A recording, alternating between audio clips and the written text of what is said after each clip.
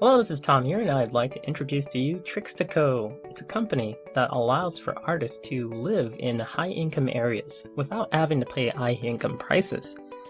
Now, artists, of course, are not the richest bunch, alright? I'm one of the artists, of course, in the art community, and I know for sure that it's very expensive to live in DC. And that's one of the reasons why I chose this location.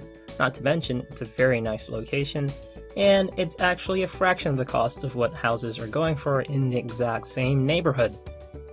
Like, $1 to $2 million.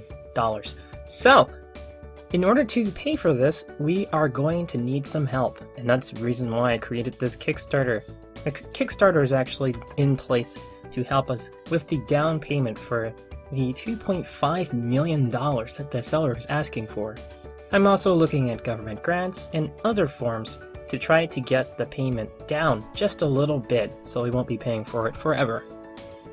In addition to that, when we open doors, unfortunately there will be no artists there. Unless, of course, we find one lucky artist who, of course, has enough money to pay for this very, very, very expensive apartment. The apartment cost is going to go for the very lowest cost of apartment living in the area. We're going to do that to be super competitive. At the same time, we really don't want to deter people away from the multitude of apartments that are actually on this stretch of road. So we're going to go with the lowest amount, and we're going to occupy all rooms in the apartment with regular paying tenants. This is going to go on for about 3 years. After the 3 years passes, or close to that time, we'll start to introduce artists into the building. Artists are going to live on the first floor and the third floor. The first floor is the main floor. There are 2 apartments on the main floor, as well as the Wall of Fame. There's a social space that you can enter on the second floor. The social space on the second floor, all parts of the building is not restricted. Anybody can go from the first floor, second floor, to third floor, and the fourth floor without any issues at all. We're just trying to encourage people to kind of prevent themselves from going to the second floor if you're not paying tenant. We're trying to keep, peace, of course, since we're going to have art events non-stop at this location, and they're going to be sometimes loud. So we want to have paying customers support us continuously so that we can continue this company as we are putting it together. We are going to have artists on the third floor and the very first floor, and renting out floor 4 and floor 2 to regularly paying tenants at about the same cost, which means that we will be forever paying the mortgage, and we'll probably never profit one day of this building being open. But, of course, there will be also events, and we'll try to crowdfund further later on after opening, so that is the plan. Hopefully, that is going to be a success with those ideas in mind. The design of the building is designed around having people inside of the building feel like they're outside during all times of the year. And so we're going to actually have some vegetation inside of the building that will grow year-round.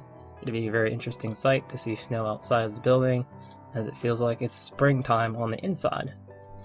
This idea is just to make artists feel more or less like they're outside and they're communicating with the outside community while being inside this building. No one likes to feel like they're trapped inside of a glass box and not being able to go outside and interact with the community around them. Inside of the building, we're trying to make an art community, a setting where artists are free to draw whatever they want and learn from other artists at the same time. So when they come here and they stay here, they learn everything they need to learn before they leave, and they can take that elsewhere. But while they're here, they can work on some art, and they can work on some stuff as a group. It'll be a group effort, so we can make a product as a group and support the building itself, which is another great thing about having people and stuff. The actual structure of the building itself is designed to carry more stories than this building actually presents. So in the future, if we were able to actually pull off some sort of profit, we can actually scale up this building, as you have seen in some buildings in New York. But for the meantime, it'll be just these 4 stories of building, and the exterior shell is encapsulating the interior shell, as you see in the pictures. I really hope you guys are able to support this Kickstarter. It's really in its last month, and although it's not doing too well at this time, we would wish that you guys can give as much as you can. Even if it's $1, it's great.